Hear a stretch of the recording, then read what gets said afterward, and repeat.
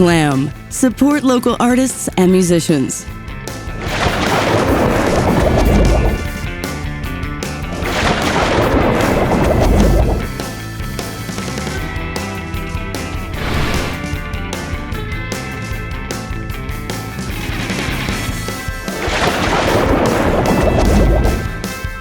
Hey guys, this is Bryant with Slam, and today I'm with Ella and Bill, and we are here at Bozman Brewing, and we're going to talk beer, we're going to talk art, we're going to talk the creative process.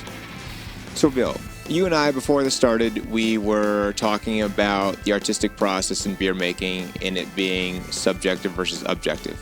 Can you speak a little bit about what we talked about? Yeah, we had a good conversation. We probably should have been rolling for all that, but we'll try to recreate it. There's subjective experience in drinking beer, I think. And you can also have an objective understanding of what you're drinking and the different flavors that are involved. So it's sort of a different perspective whether you're just a person drinking a beer versus judging beer. You know, for example, that would be the most objective setting you could possibly have. And, you know, there is such a thing as good beer and bad beer. So there are objective standards that we definitely adhere to and are strict about. Numbers, you know, like we test things, we have a lab. So that, at the end of the day, I think is the most important part. And I know this is all about art and creativity, and that certainly exists. And like we have that. But at the end of the day, like I think we have a lot more to accomplish with regards to objective, numbers-based, you know, reality versus like artwork. I feel like nothing is wrong in art. Like you can do whatever the heck you want. You know, music, painting. You can paint something. Like you can paint a picture of you know, the falls in Yellowstone and go out there to Inspiration or Artist Point and paint it like looks exactly like a photograph. Or you can like paint it as if you were Monet and it's totally all over the place. And neither one of those things is wrong. And an 8-year-old... When you hear that art can't be wrong, what does that make you think? Well, it's funny because so if you're trained in the arts and if you've, you know, kind of done it like I did it with 5 years of art school, of course 5, and studied art history and critical theory and all sorts of different like technical classes, then there is a lot more objective that goes into it. You know, for me, my work it's not that I just get up there and just start shaving things and throwing things out there. There's a lot of history and there's a lot of theory and everything behind it. Maybe it doesn't come out in every piece, but it's sort of back there. I mean, I imagine that like I know very little about the brewing process, but I imagine, you know, you're sitting there and you're making your brew, you're adding the ingredients and you're doing what you do. And there's some stuff that's just almost like preternatural knowledge at this point because you've done it so many times, right? Maybe you don't always apply that knowledge. Maybe you like, you know, there's this ingredient, but I'm not going to include it. And that's a type of knowledge because, right? And so there's a lot that goes into it. And then the subjective part, it's actually kind of funny because I'm starting to think that art's a lot more like beer drinking than I ever thought. But the subjective part really does come with the viewer or with the drinker, right? And I imagine that you have patrons who are like beer connoisseurs, right? And they're going to taste the hoppiness. They're going to taste the different ingredients. They're going to be very interested in the process. They're going to know a lot, and that's going to really influence their experience. Whereas other people who just come up and just give me whatever you want, and they like it or they don't. And in art's very much the same. The more you know, the more you understand about it. But it's actually also kind of funny because so there's this idea of high art, low art, how much you know and how much you don't. But my thought is that a good work of art will sort of, people will connect with it because it's well done, right? Because it's a good piece of craft, it's well made, you know, what have you. But also because it reaches like this human element that's very,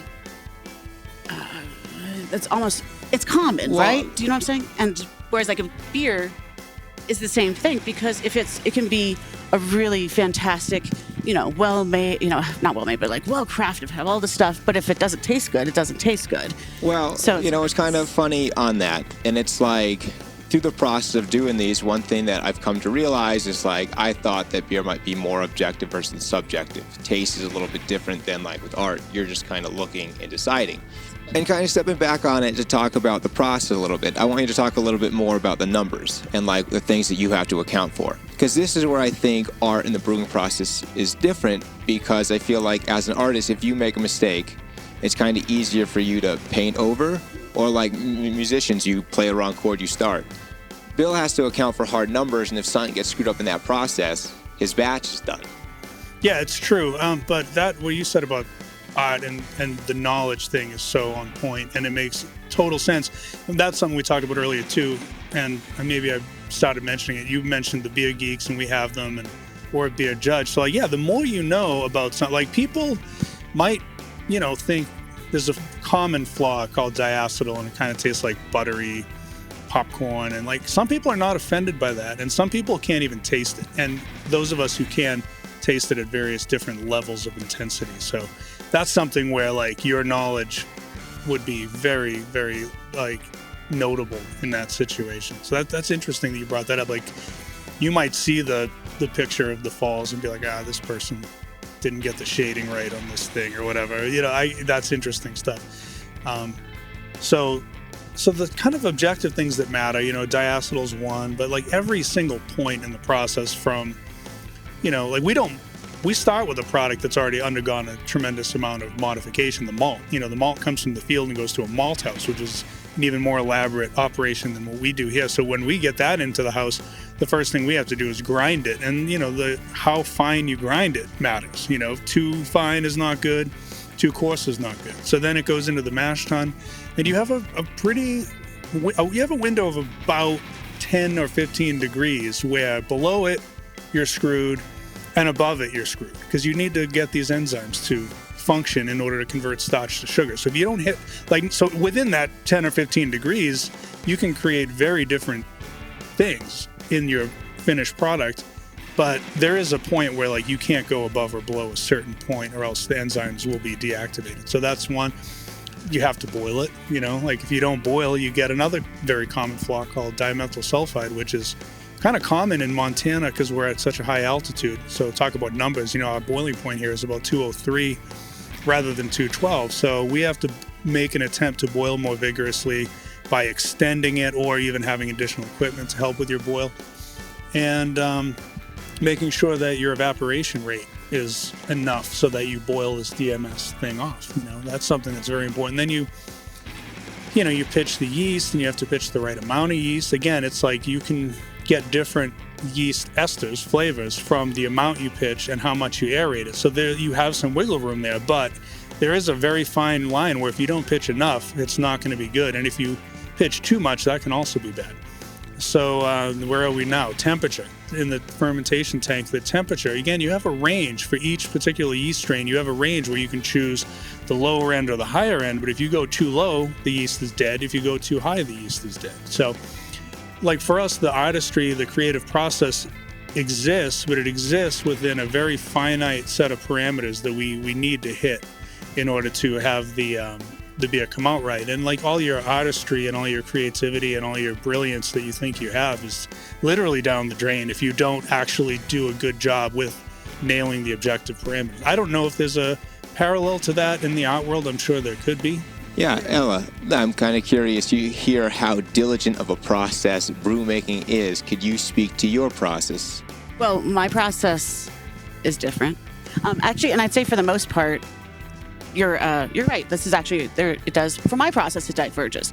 You have a defined palate, and I think it's just kind of this beautiful analogy I never put together, that we have this palate of our mouth, and we have the palate of an artist, and there is like this sort of training and definition that happens with experience and with time. And it's also interesting, the one thing that sort of also resonated with me is when you were talking about air pressure. I used to live on the East Coast, and I've been doing this process for about 20 years. And when I moved here, I had to learn some different things. The temperature, even between seasons. I can lay down a coating of wax in the summer and it'll sort of set up in a day. In the winter, it takes 2 or 3 days. All sorts. And actually, even like the stretching of canvas and things changed here because of elevation. So it's kind of interesting the adaptations that we have to do. It's sort of interesting with Montana at large because the land and the climate and the influences moisture so in the much. air could affect the canvas. Things. Yeah. But it also just influences everything. But yeah, you're mostly right. It's and there are processes in art that are very, very particular. Printmaking is one, where it's a lot of acids, where right acid, right amount of time to eat away, whatever, what have you, and you do it wrong. Your darks are too darks. Things are like that. And if you are somebody that doesn't want to, like, you want your perfect print, then it's done.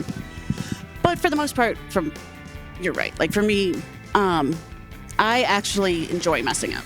I have an idea usually when I start a piece of work, and so I mix cold wax with oil paint. And cold wax is like when a candle burns out and you're still playing with it and you can like dip your fingers in it right before it sets up. Yeah, it's like that naturally. So I mix it with oil paint and I put down layers. And I actually like to put down enough layers till I either forget the order or the colors underneath. And then I shave it away. So it'll be just this flat surface of color. And there's like this moment of discovery where like I shave it away and I'm like, oh yeah. There's actually a piece in here that's pretty funny because it's over there. It's these two. And it's called From the Thought of the Bloom because I put down a bunch of colors. And when I did that first shave, I was like, oh, these colors aren't very good. Like, what was I thinking? And I realized it was because I chose the colors from nature in March, in April, Montana, which I call Montana's ugly month. Like no one ever paints it because and it's got like the fur growing on the snow mold, and it looks like St. Bernard's just like rolled over the whole entire town. And that's where I picked my colors from. And I like the pieces; they ended up well. But it was funny because it was this. What did I do? But so yeah, actually, not knowing, and then I enjoy getting myself into a problem. My pieces either end up in one of two ways. After I do the shaves, they establish really quickly. Within a day or a few hours, like I shave the piece and it's there and it's done and it's perfect and it's or it takes months. It's one or the other, never in between. And it's a lot of adding and subtracting and kind of following the path of where the painting wants to go. It's finding my precious moments and then destroying them, because we do this as artists. We'll find something we really like and then we try to make the painting adapt. And really that precious part is the part you have to destroy. I want to go back to something you said about the colors. Can you speak to the effect of Montana and nature on your creative inspiration? And then Bill, same question. It's actually been, it's been profound. Sometimes as an artist, being an abstract artist, it's actually a bit difficult here because people don't necessarily know how to approach the work. But moving out west has been incredible in the way that it's made me understand my work. When I left New York City, I was sort of lost. I didn't quite know what to do. And we were driving through the Badlands of South Dakota. And it was just, this light went off. So when I look at the landscape and the geology, I first saw it in the Badlands, but also in Montana at large, I see this land that has had volcanic activity, was under the sea. It was, it's earthquakes. And I mean, if you're a rock hounder and you go find a rock, sometimes it's very hard to identify because you can see multiple earth processes stretching over thousands of years in the palm of your hand.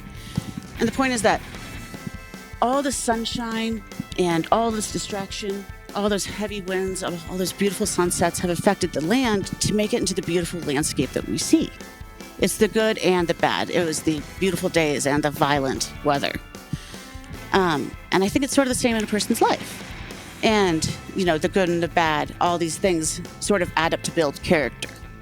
And that really affected my work, building layers of this. For a long time, I was actually trying to replicate the geological processes in my work by using heat, time, and pressure, to make little art balls or to do shavings. And it's still in there that I'm sort of replicating the processes that have formed the Montana landscape within my work. It's always back there, that geology, this history of a life and the history of a land. Yeah, I never thought about how much the land really captures and tells its story here versus some other places. Oh, yeah. And I think the land is the thing that I think really binds everybody here of different backgrounds, and also artists. It is challenging to be an artist here for a lot of different people that pursue different, that don't pursue more traditional Western themes. But there's something about this land that I think inspires all of us to be here. And it's incredible. I think it's really affected the artwork. And if you kind of look at art in general that's produced by people and artists from this area, it's very different from things that you find in other parts of the United States. But most people, it's like the rest of the world hasn't figured that out yet. Just waiting. Totally true. And so, Bill, what about you with brewing? Because you actually have to do with physical ingredients which come from the land. Yeah, so the geology affects the water that we use. So everywhere you go, your water is going to be different, and that's the number one ingredient. 95% of beer or whatever is water. So we have to deal with the mineral content of the water, and ours is very high. We have a high calcium content, and that affects the pH throughout the entire process. So again, it's more objective. I'm like, I can't give you such a good answer like, oh, the Double Bock was inspired by the mountains in the fall. I just can't even try to pretend that that's real. Like, it has nothing to do with it, But to try to be, creative in my response, like, we have to craft it for the people of Montana. So that it's not so much the land, other than that little quirky geology thing with the water that we have to deal with. But we have to provide a product for the people in this community and in this state that they like and will respond to, and like this, things have changed in the years I've been here, but 20 years ago, we weren't gonna, give you some double IPA with, pomegranate juice or whatever, aged in a wine barrel, on outside for 2 weeks or whatever, like we had an amber, we started out with an amber ale, which is something that people who like sort of, premium beer can get into. Is it's not too hoppy, it's not too malty, it's a little of both. So decisions were made to sort of like find a niche in the community. So the Montana community, rather than specifically the geology and the landscape, is important to us. And now that, we have gotten to where we are, like we've been making sour beer for a long time, and now that's trendy. We were doing it when it wasn't, and we've expanded that program unbelievably significantly in the time that I'm here, and now it's like, now people actually want that. So we used to have a 1 or 2 sour beers, and like people go, what the hell is this? And now it's cool. And now we have a hazy IPA, which a few years ago we scoffed at that whole thing. I'm like, this is weird, what is this? But you kind of adapt and give the people what they want to a certain extent. So yeah, I guess that's how we fit in our creative process. It's more about the people and the community rather than specifically about the landscape. All those seasons affect things.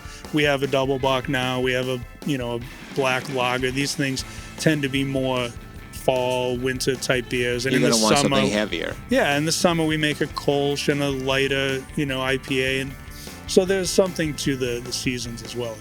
Well, I think you have a real practical, creative relationship with the earth. Like not only the water, but the hops. You're going to be pulling from ingredients that are local based on what Montana really provides, what you could ship and keep. So it's like you have such an integrated relationship. It's really interesting. We are integrated with the ag community, if you want to put it that way. A lot of our malt comes from Montana, most of it really.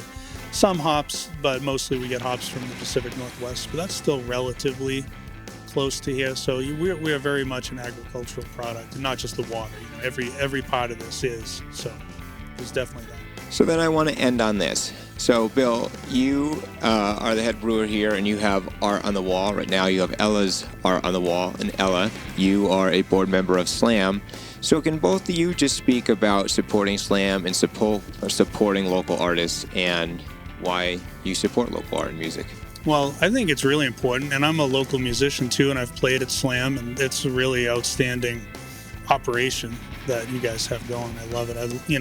I played at SLAM, God, it's been a long time now, but in a relatively new band at the time, and we were given an opportunity to play there, which was great. And we have these walls, and we want something on them, so we want to support local artists. We like it, and it's fun that it's different, all the time. we've had so many different people in here. I've bought stuff, and it's really cool. I think, why? I mean, I think we need art and music in our lives. Otherwise, it's boring. Like we need to have, as much as I talk about how important the objective stuff is, like if you don't have, love and passion in your life, then, that's not very meaningful. So I think art and music give us the meaning in our lives, and it's fun to share that with people. And Ella earlier mentioned like that you get a sort of feeling from it, and that couldn't be more true. And I don't think you get the same feeling from a beer necessarily. You get other feelings, but a well-crafted beer, you can be, wow, that's really good. You have the same feeling about art, and they're both definitely visceral to a certain extent. And I think that passion that we all have with our creative process, and we concluded now that they're both certainly based in objective reality, objective standards, training, and knowledge and all that. But at the end of the day, like it's all about how you perceive it. I think it was Roger Waters was being criticized about Pink Floyd using like too many electronics, and he's like, we use whatever tools we want, but the most important thing with music, and you could put art in that place too, is how it makes you feel. So we need that in our lives, and I think art and music is a great way to pursue that. And it's great to have Slam, doing more to help local people, where some other, events and organizations and people in this town that we don't need to name are maybe more interested in getting national acts and, people that are going to bring in, a lot of, customers and sell out and make a lot of money. And the Slam concept and the local art concept isn't so much about we're not making any money off of this. Maybe we could make a different choice and sell something and make money, but that's not what we're trying to do, and that's not what Slam's trying to do. Slam's trying to help promote people who may not have a platform in other situations. So we're all about it. I'm part of it. I love it, from as being a person who's been on the artist side, and as a person, who's happy to have this to look at every day. Thank you so much for your support. And now, Ella, what does it mean to you to support the art community? You see like this artistry, this passion that across all types of genres, it exists, and it's art into its own. It's in mathematics, it's in science, it's in brewing, it's all over the place. And it sort of taps into like this pure human element to produce or to make something. And I very much see it in brewing. And this also ties back to why I love the arts and Slam. That I think as a culture we need to support that more. I think that art and actually shows up, these processes of thinking through things, about building things for an audience, of communication. It shows up in so many fields, but we've been very trained that like this are the sciences, these are the arts, and they do not collide. But they very much do. And art promotes art and Slam, not just by assisting individual artists, but by some of our initiatives, by things like this, try to put out art in the world, because it kind of seeps in there. And the more creativity, the more introduction we can get to art in people's heads, the more it will flesh out in their lives and what they make. And it's actually it becomes part of what makes a culture. Well, I think art really helps give you a state of play, or reminds you to have fun in the things you do, even if they are a challenge. And I think brewing really speaks to that example of like, we can't lose the state of play and creativity, even if something is very objectively scientific and there are strong guardrails. No, creativity gets to be a moral compass, and I think that is a great place for us to end. This is Bill, this is Ella and Bryant from Slam, telling you to keep playing and keep supporting local artists and musicians.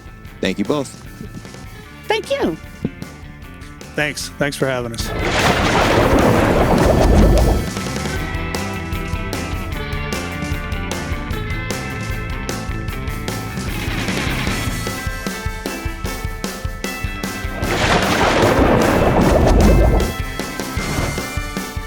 Slam. Support local artists and musicians.